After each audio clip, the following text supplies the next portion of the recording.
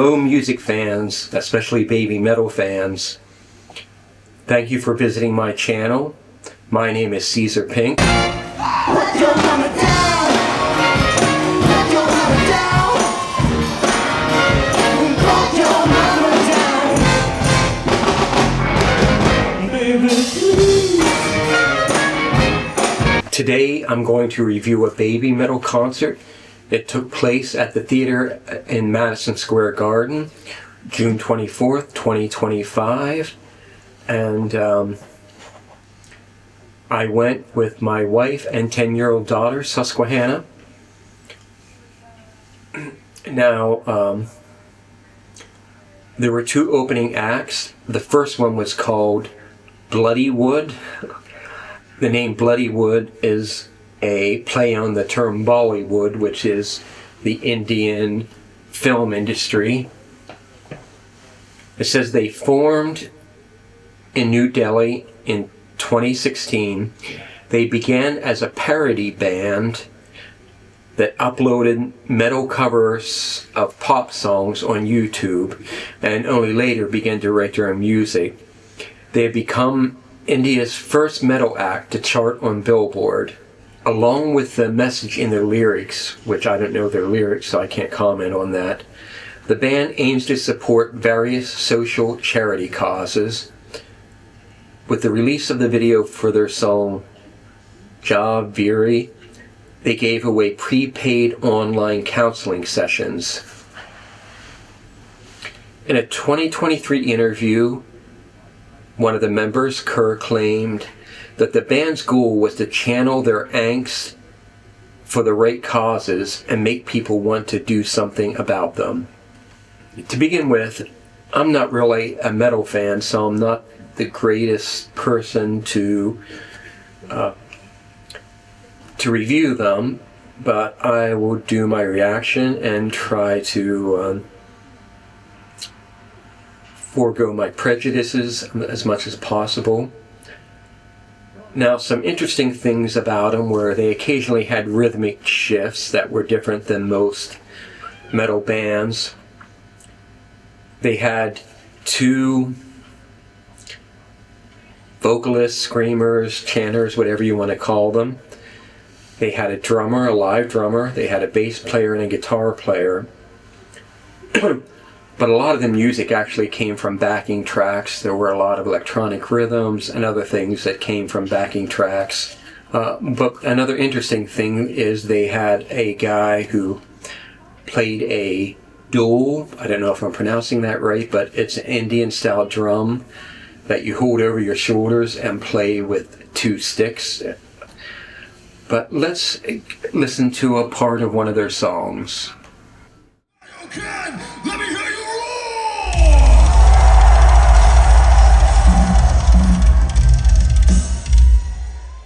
New York, you ready for more? Let me hear you scream!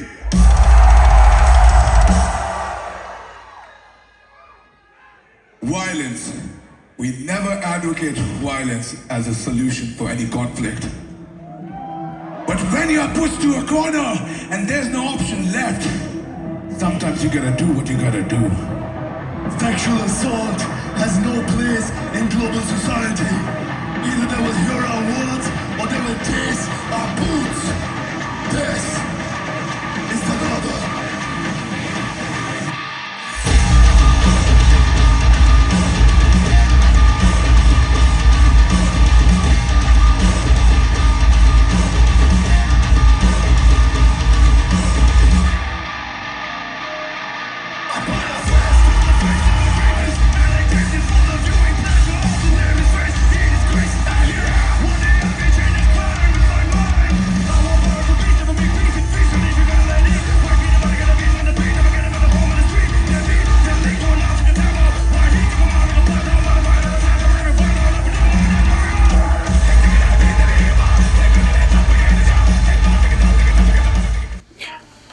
As you could hear in that clip, there were some good examples of the dynamic shifts they made in the music. It didn't have a lot of dynamics. It was pretty much at this level the whole time. I always think dynamics helps music be more interesting. If you're just at the top level the whole time, you just become numb to it and it doesn't really affect you. Now, an interesting thing, the two vocalists looked like and acted like and spoke like characters from an action hero movie. When they spoke, there was a lot of fucking the word fucking used every sentence. I mean, I think the speech was cool in the beginning, saying they never advocate violence unless they're pushed into a corner. And then the song seemed to celebrate that violence that they use when pushed into a corner.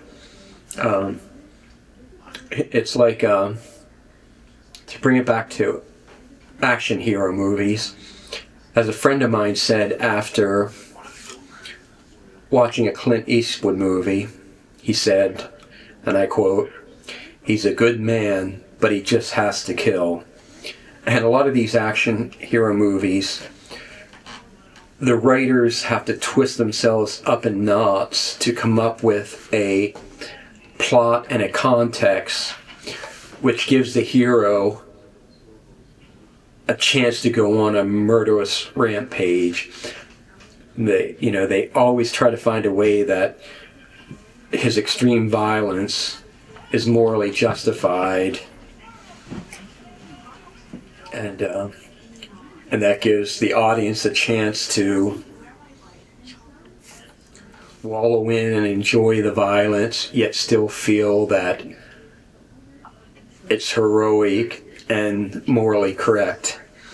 But they did a very short set, and they appeared on a song for Babymetal, so when Babymetal played that song, they came back up on stage. Now the next group was Black Veil Bride. They're based in Hollywood, California. The group formed in 2006 in Cincinnati, Ohio. Apparently, a Black Veil Bride is a Roman Catholic term used when a woman marries into the church and gives up all the pleasures of life to devote her life to God. It's an interesting thing. There was a time in the 80s where heavy metal groups were often accused of being devil worshippers or Satan worshippers or whatever. It always occurred to me that if somebody's a devil worshipper, Satan worshipper, that means their fundamental beliefs in reality are Christian based. So anybody who engages in that sort of anti-Christian thing believes in the Christian theology and reality at heart. And you see that also in horror movies, often the horror movie will be based on an occult idea that is structured by the Christian view of reality. But about the band, as far as I could hear, there were no backing tracks. It was a mix of traditional 80s metal and some 90s thrash metal, and with kind of a heavy touch of goth, a little bit of The Cure. Overall, it was more melodic than Bollywood. The singer often switched between melodic singing and the guttural devil wolf voice that you often hear in metal now. The guitar solos were all in a traditional 80s style, just kind of running up and down the neck without any slow or short notes to savor. Like Bollywood, the singer said fuck every other word. The last song of the night of their set had heavy use of 80s synths. It was kind of cheesy. But for both of these bands, the audience loved them. they definitely had their fans, and I've been to Babymetal concerts before, and the audiences were a lot more diverse. This show had much more of an metal crowd, and I think that was probably because of the inclusion of these two opening acts. But let's give them a listen. There was one thing funny about it. When he wasn't singing, when he was speaking between songs, the singer sounded like an FM radio host broadcasting from a used car lot or something. But let's give it a listen.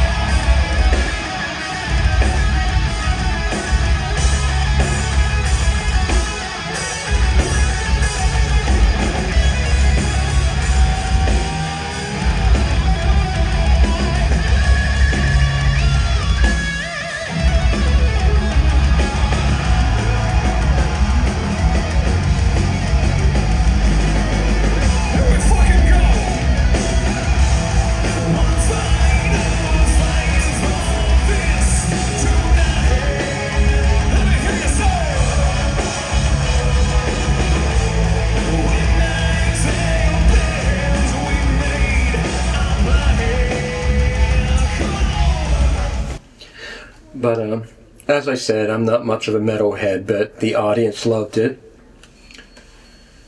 Now to the main act, Babymetal. Just a little bit of background. They're a Japanese group. They're credited with inventing a new genre of music called kawaii metal. Kawaii means cute. The band formed in Tokyo in 2010. The group is produced by Babymetal. Not only the performers, but everybody involved in them takes on the name metal in their last name or first name. And they're from the talent agency Muse Inc. Their band is known as the Kami Band. Kami, I think, means death or God. Maybe it means God. I'm not sure which. Because the band all call themselves like God of bass, God of guitar. But their music, I first became aware of them from their song Gimmie Chocolate. And when I first heard it, I was kind of confused and dumbfounded. I thought it was funny, and I kept going back to it and watching it. I must have watched it every morning for a couple months. It just made me start the day happy, and soon I began to think it was genius. I'm not a fan of J-pop or heavy metal, but put them together and I absolutely love it. So Babymetal concerts always start with a kind of historical video that tells the mythology of the background of Babymetal, where they became. They're kind of like superhero characters within this mythology. So let's watch the opening of the show.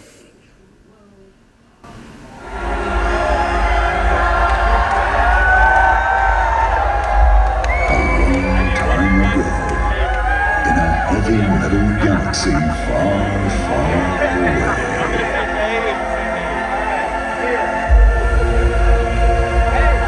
After 15 years, together with the fellow metal heroes they met during their journey through the metal resistance, they will usher in a new era of heavy metal. Beyond heavy metal. The spirit of heavy metal, inherited from metal legends, has become metal force and begun a new journey. Metal forth. Whether this encounter was by coincidence or by fate, there's no way anyone would know. Only the Fox God knows. Are you ready to head down? Now is the time for the Metal Fourth with Babymetal.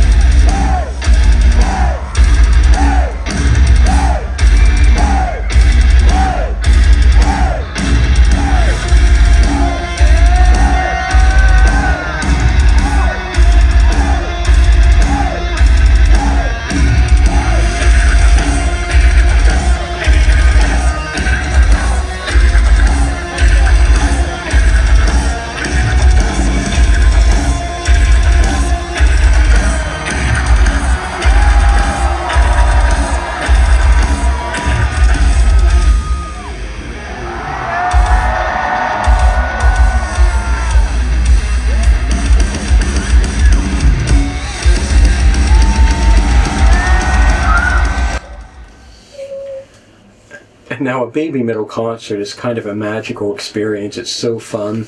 They have the most enthusiastic audiences that I've ever seen. And throughout the night, there are certain rituals that the band and the audience participate in. The opening song, which we heard a bit of, is called Babymetal Death. Now, when they used to perform this in Japan, I don't think they ever did this in the United States, but during the song, which is mostly instrumental, except the occasional chant of Babymetal Death, but during the song, they would carry a big cross onto the stage, and they would crucify the lead singer onto the cross, and I think she would also have a neck brace on, which was kind of their little joke about headbanging. But I'm guessing they took that out when they play in America because it might be too controversial. But let's listen to a little bit more of Babymetal Death.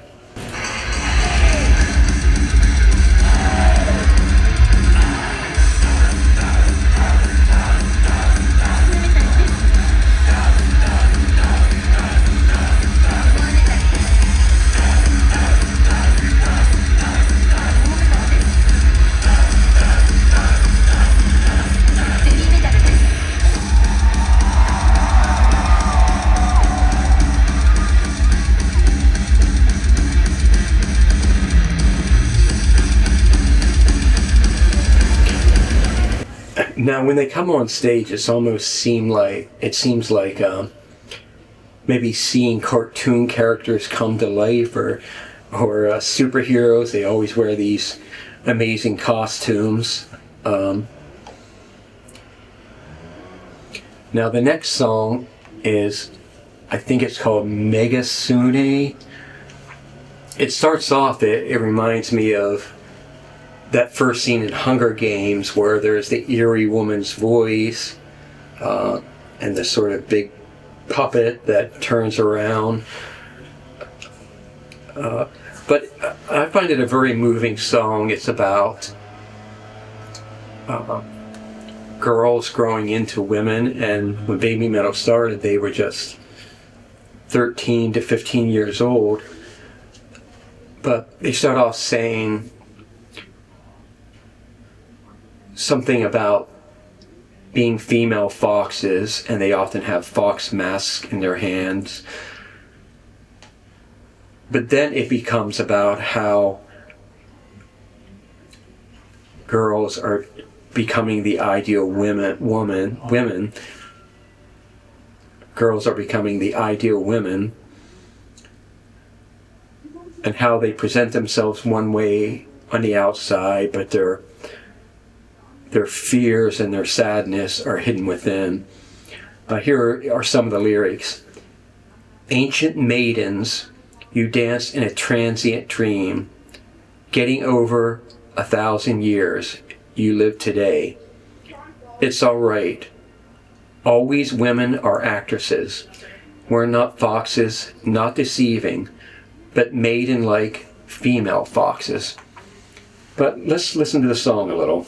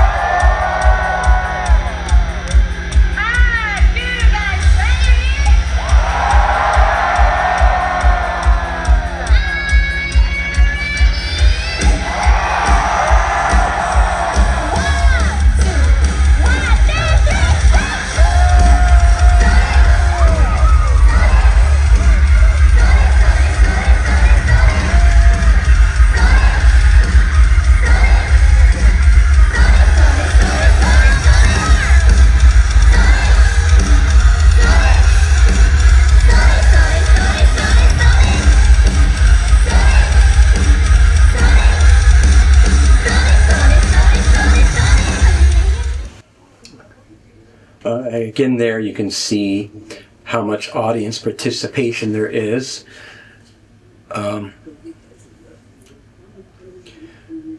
The singers are Sumetal on lead vocals, Metal on backing vocals, and Metal on backing vocals. Metal replaced Yuimetal, the original in the group. She's much beloved by the fans. I heard one call her the cutest human being that ever existed, but it's hard to find out what happened to her, but apparently she had health problems.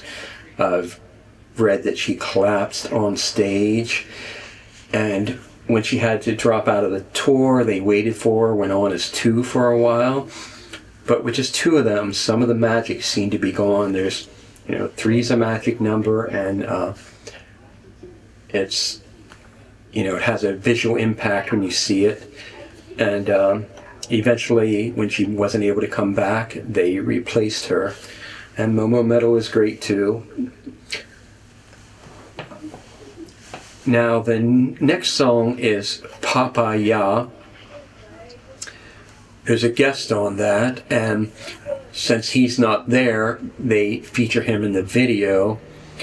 I think he was a rapper from, I'm not sure whether he is from an Asian country or an Eastern European country, but you'll see another one of the rituals. The guest did this in the original music video where he has a small towel that he swings around. You'll see Sumetal doing that and many people in the audience doing that. And it's a cool, fun song, PaPaYa.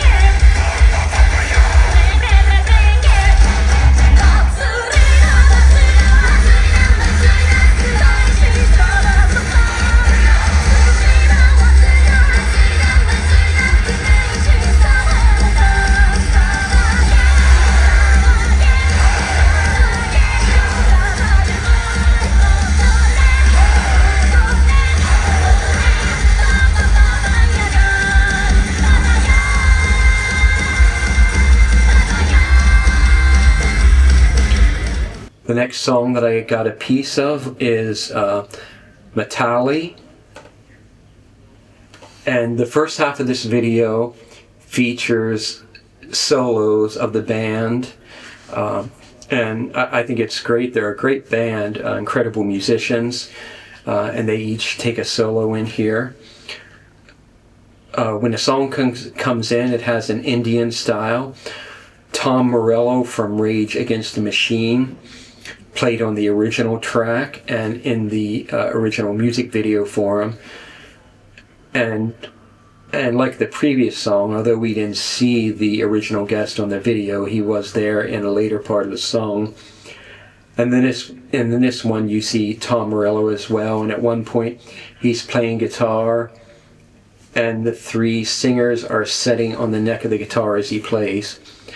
I think this video may be in two parts, but let's start it out.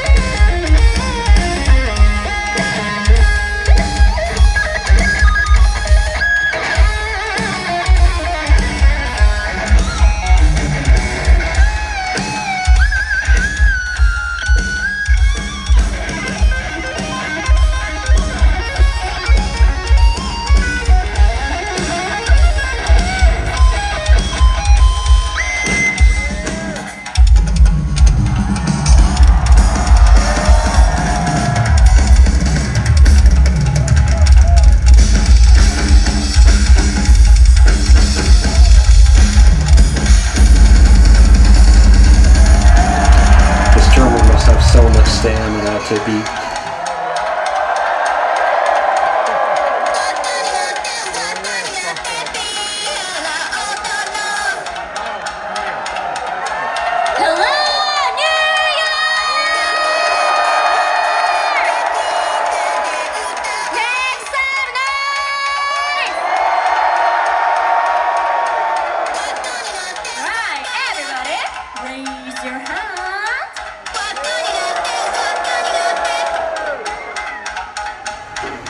end the part 2 of the video.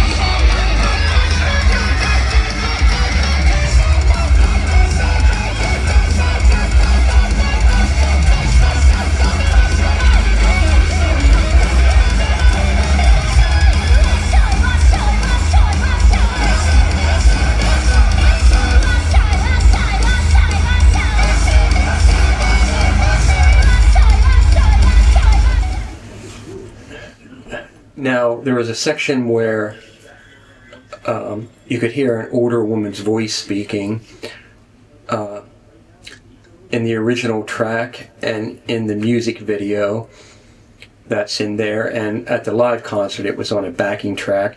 But I really like that Momo Metal does, I'm not sure whether it's an Indian style dance or a Japanese style dance there, but it's a really nice section.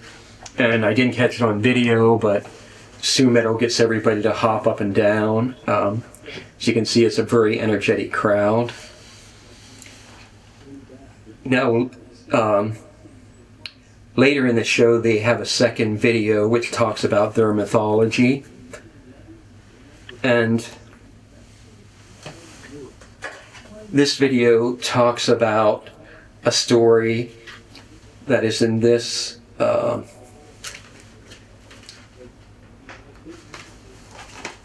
this book. Being a Babymetal fan, I got myself a copy. But let's watch a section of that video. Friendly journey to Mount Fuji to see the rising sun. However, they find themselves in trouble. The weather in the mountains is changeable. They are caught in a storm and seem to have gotten lost. They were shivering from the cold and feeling dizzy. To make matters worse, a ferocious-looking bear suddenly appeared in front of them. Each knee sign. Each knee sign. The three sisters chant the magic number 3 for help. At that moment, a miracle happened. When they chanted the number 3, thunder rumbled from the sky, scaring away the ferocious bear and getting them out of trouble.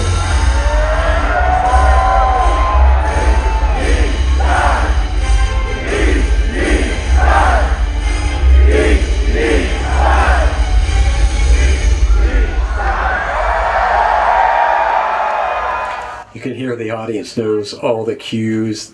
They can chant along with things. It's very fun. Now, for the end of their set before the encore, they did Gimmie Chocolate, which is their biggest hit, at least in the Western world. And it's really the song that broke them worldwide.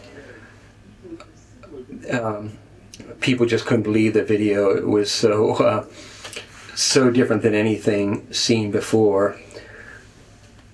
And a little more background about Babymetal. They were in the public eye before they were in Babymetal. They were part of, they call it the idol stars.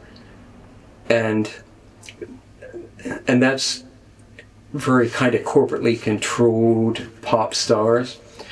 And they were in this group. I forget what it was called, but I think it had like 20 or 25 members in it, all young girls.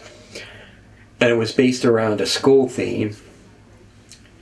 So the grade school age ones, they would have their own musical collaborations. And then when they were too old for not grade school, middle school, they would graduate to high school and then be in different groups. And within that, the musical groups were based around what could be after-school clubs or groups. So there could be a science club group, a tennis club group, and Babymetal came out of something called the heavy music group. And what happened, my understanding is that there was a guy who worked for this company, and his passion was heavy metal, and on the weekends he would play heavy metal in the local club. So he had the idea of having a heavy metal group backing up some J-pop stars. They chose Sumetal because she had the strongest vocals, and that experiment led to Babymetal, who eventually aged out and became, left that business situation and went out on their own and became worldwide stars. But let's watch a bit of Gimmie Chocolate.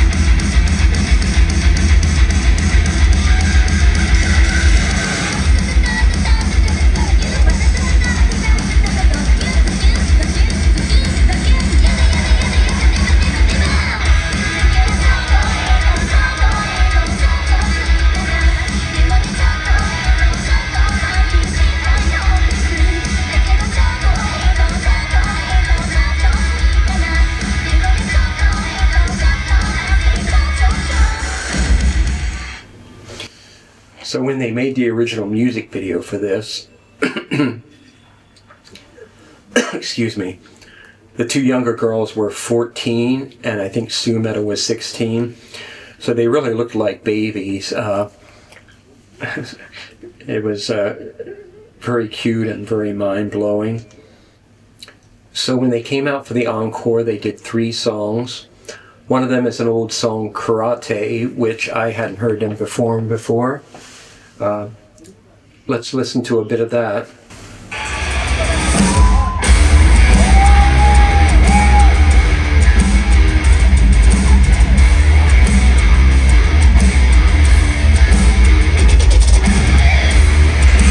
This one has some nice, strong guitar riffs, very melodic.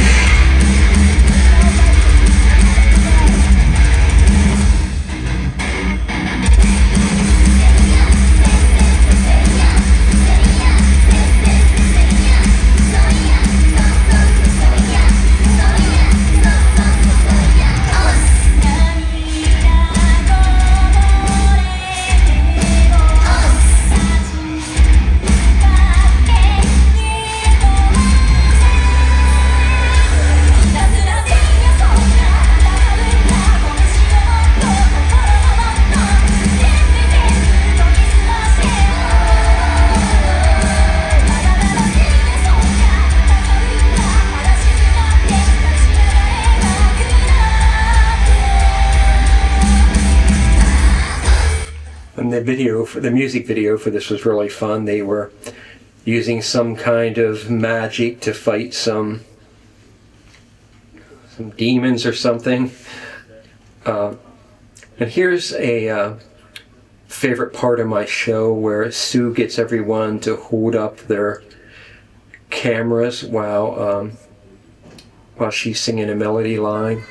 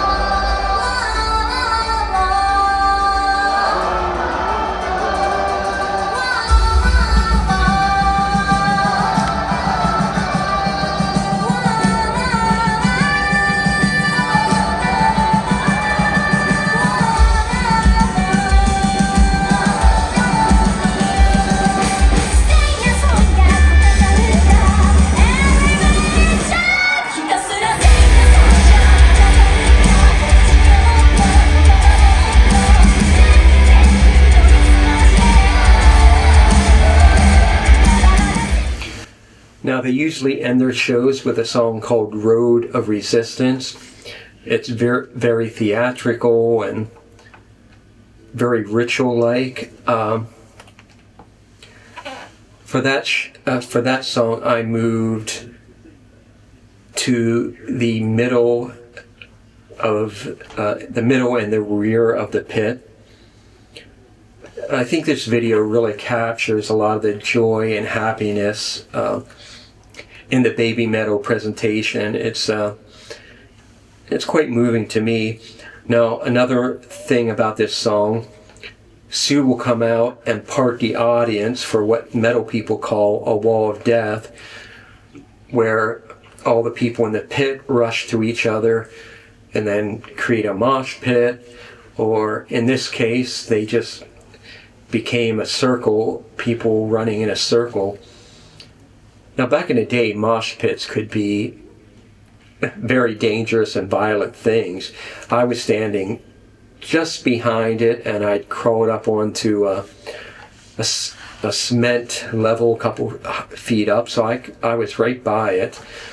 And what I kept thinking, this is the most gentlemanly mosh pit I've ever seen. Even though it was very raucous and energetic, I didn't really see any violence, and people seemed to be respecting each other. It was really funny and nice both. But I think I captured the whole song of this, so it's their final song of the night. And it's almost 9 minutes long, but I hope you enjoy it.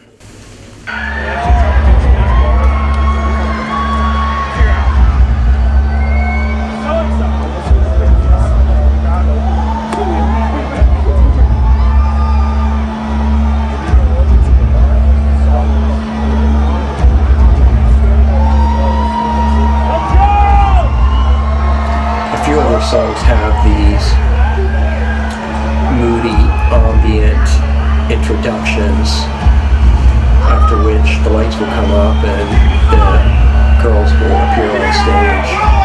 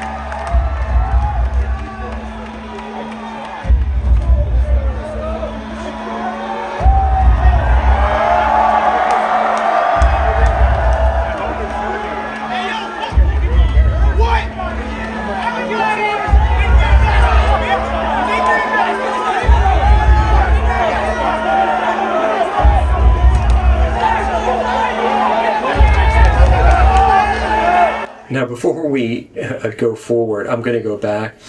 Now, you might not have caught it, but I caught Metal in sort of a silly moment when she thought she was in the dark.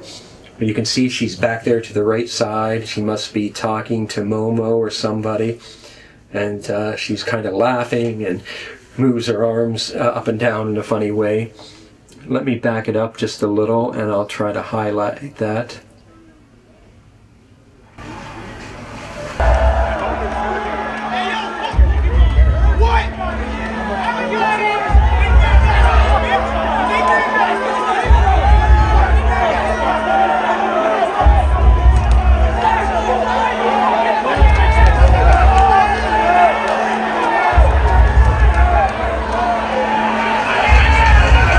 So she's parting the crowd.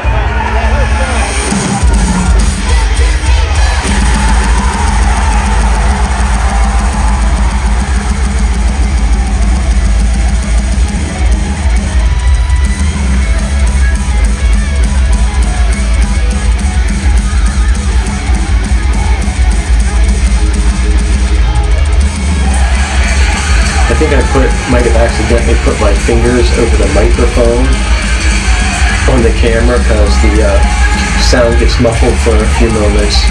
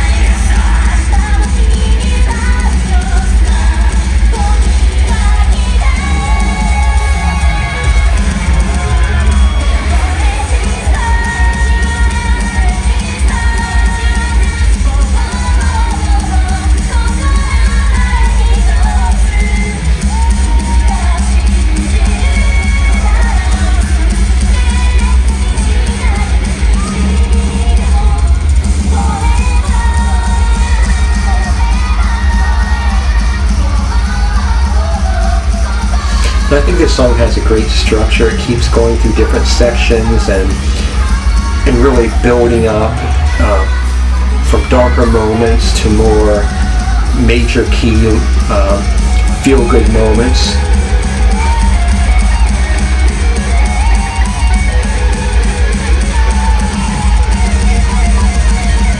If you can't tell, they're supposed to be riding on a horseback in that section.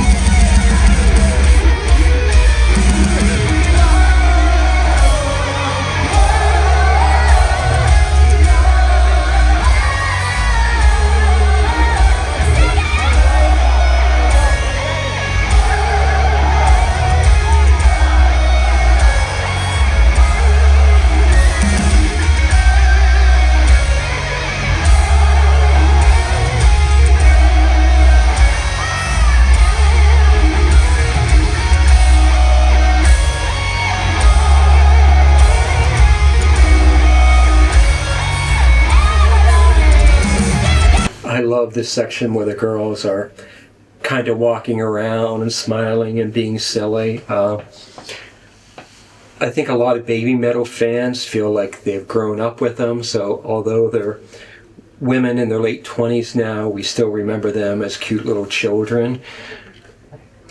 So that stuff, seeing them play around and smile, makes me feel very happy inside.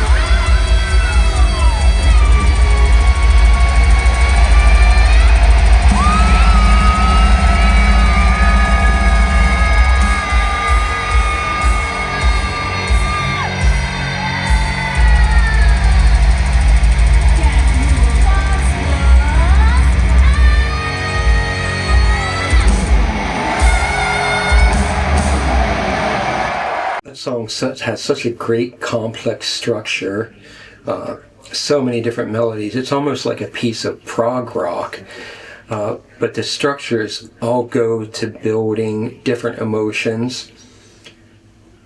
Now before we stop, we'll watch the what they have to say to the audience. Now when they first came to America as children, they couldn't speak English at all, so it's fun to hear Sue speaking pretty good English.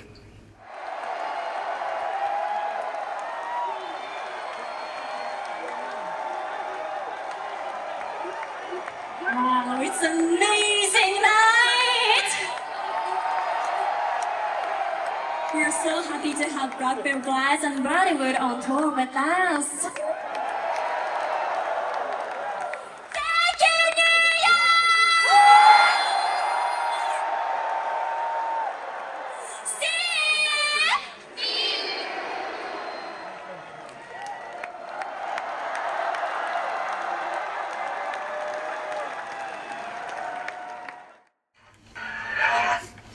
They always end the show by saying "see you." But anyways, it was such a fun night, such a great show.